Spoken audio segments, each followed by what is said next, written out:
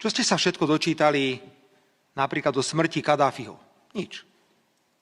Ale všetci súčasne vieme, že Kadáfi minimálne 5 miliónov dolárov, eur, libier poskytol francúzskému prezidentovi Sarkozymu na jeho volebnú kampaň a potom, ako bol zvolený, tak ho ostentatívne prijal v Paríži 3 mesiace po prezidentských voľbách. Čo ste sa dočítali o komisárovi Reindersovi, ktorý chodil na Slovensko a šíril múdrosti v oblasti právneho štátu a ľudských práv. A dnes sa dozvedáme, že je podozrivý z prania špinavých peňazí.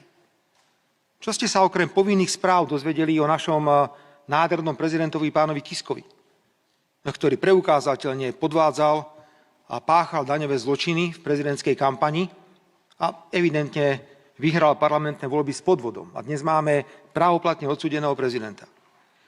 Tak sa nečudujte, že sa veľa nedočítate ani o tejto kauze, ktorá sa týka britského premiéra, bývalého britského premiéra.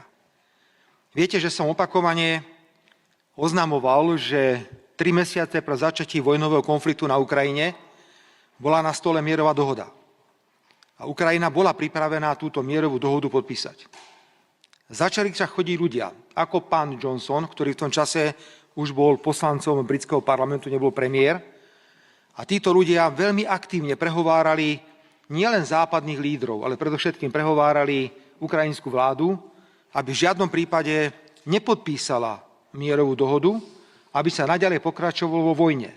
Pretože bola stratégia, že cez túto vojnu bude šanca dostať Ruskú federáciu na kolená.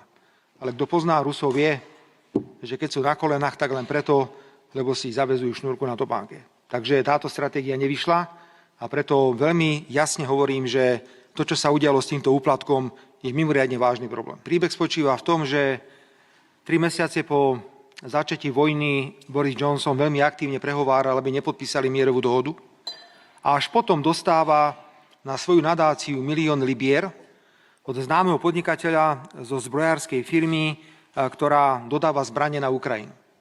A tento človek potom s ním absolvoval spoločnú cestu do Kieva a do ďalších miest. Sú o tom záznamy, fotografie. Jednoducho je tu dostatok dôkazov, ktoré to preukazujú. Takže my dnes môžeme povedať na 100%, že bojoval Boris Johnson za to, aby vojna pokračovala.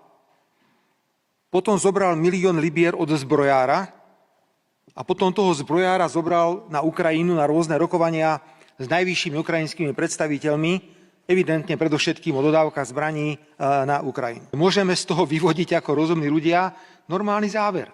Áno, Boris Johnson nechcel ukončiť vojnu, lebo vedel, že má kamaráta, ktorý mu dá peniaze a za to on mu pomôže so zbraňami na Ukrajine. Tak si teraz predstavte, že a nadväzujem na vašu otázku, pani poslankyňa, že by som jednoducho sa správal rovnako. Aby som od apríla, mája roku, kedy vojna začala, tvrdil, že neexistuje skončiť vojnu na Ukrajine. Neexistuje. A potom by som zobral 1 000 000 eur od nejakej zbrojárskej firmy na Slovensku a potom by som toho človeka zobral na Ukrajinu, k prezidentovi Zelenskému, k ministrovi obrany a k ďalším ľuďom, a tam by som ich presviečal, že toto je výborný človek, ktorý vám vie dodávať zbrane. To je taký prúser. Ale samozrejme, nepatrí sa o tom hovoriť. Pretože je to téma, ktorá nezapadá do mienkotvorných médií. Mienkotvorné médiá predsa hovoria úplne niečo iné o vojne na Ukrajine.